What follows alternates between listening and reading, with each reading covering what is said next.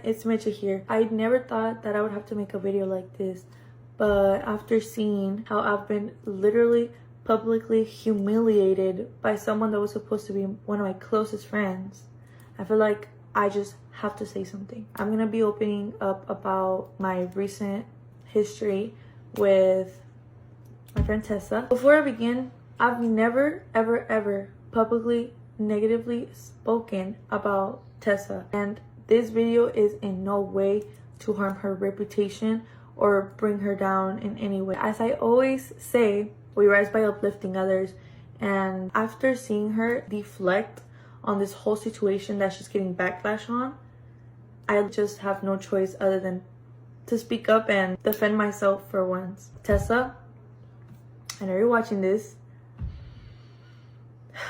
All I have to say is that I am truly sorry that this is how our friendship had to end. Even if this was a one-sided friendship, I really did care for you a lot. And the fact that you get a little bit of backlash from something, and instead of taking accountability, you deflect on it and try to bring me down with you. It sucks that I'm making this video. You know, a few days ago, when I was literally doing that one video, we were on FaceTime. I was literally crying with you on FaceTime because I missed you. And 2 days later, you want to remove me everywhere. You want to talk down on me just because you cannot take accountability for your actions. What type of friend does that? But anyways, I'm glad that this happened right now, that this didn't happen way later on in the friendship where it would have hurt more, or it would have been more hard, because honestly, in my opinion, losing a best friend is worse than a breakup. I truly do wish you the best. I really hope that you do not continue to make these same mistakes with your future friendships. Okay, so I'm gonna give you guys a little backstory on how me and Tessa met. So me and her met through TikTok lives, and I know this is super ironic because this literally started on a TikTok live. We exchanged phone numbers. We started FaceTiming literally every single day. Like, I could you guys not. We would go to sleep on the phone, wake up on the phone, and we would just be on FaceTime all the time. Like, that's how close we were.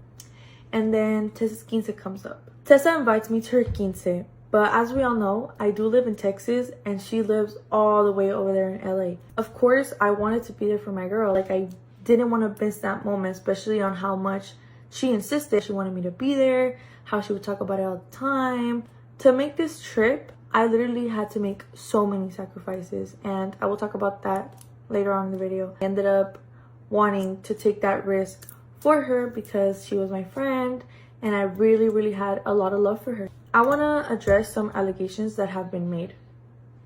Tessa, in her live video, she goes and says that I used her house as a hotel. It's important to clarify that whenever she kept insisting, and when we made the actual plan for me to fly out over there, she kept reassuring me that it was okay for me to stay at her house.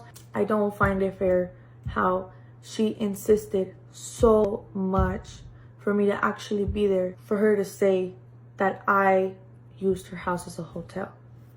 When I booked my flight, I got a round way trip. So it was to go